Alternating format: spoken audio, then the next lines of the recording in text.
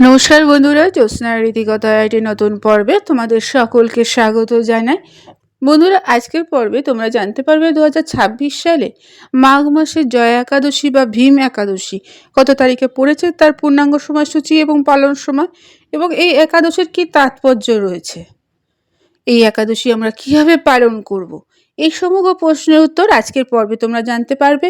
তাই স্কিপ না করে পুরো পর্বটি দেখো, ভালো লাগলে অবশ্যই শেয়ার করে দেবে এবং পরবর্তী ভিডিও পাওয়ার জন্য পাশের বেল আইকনটি প্রেস করে রাখবে। তাহলে চলো আজকের পর্বটি শুরু করি।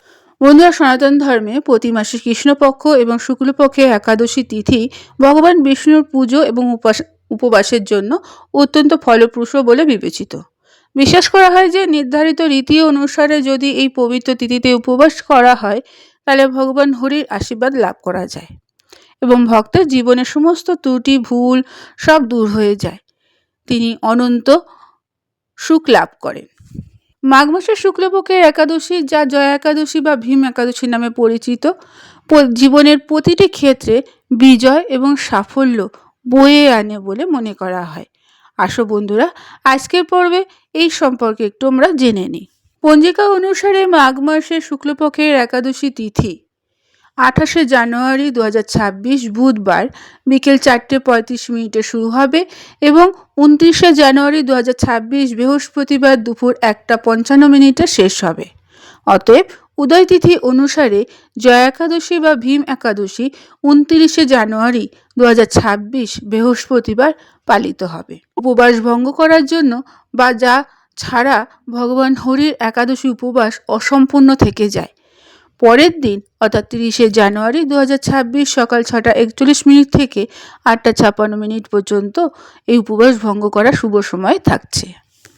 বন্ধুরা, এই একাদশীর উপবাস পালনের জন্য দশমীর রাত থেকেই নিয়মকানুন পালন করতে হয়। এরপর একাদশীতে ব্রহ্ম মুহূর্তে ঘুম থেকে উঠে স্নান করা উচিত, তারপর ধ্যান করা উচিত এবং সূর্যোদয়ের কাছে প্রার্থনা করা উচিত।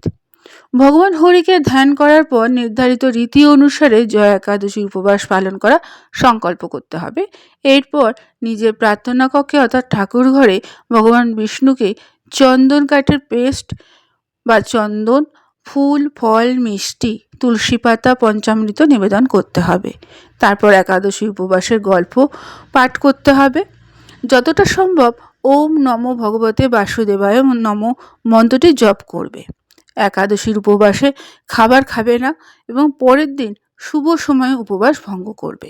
হিন্দু বিশ্বাস অনুসারে যে ব্যক্তি নিয়মাবর্তিতা বা নিয়ম অনুসারের সাথে জয়া একাদশী উপবাস পালন করে তিনি জ্ঞাতসারে বা অজ্ঞাতসারে করা সমস্ত পাপ থেকে মুক্ত পায় এবং অনন্ত সুখ সৌভাগ্য লাভ করে।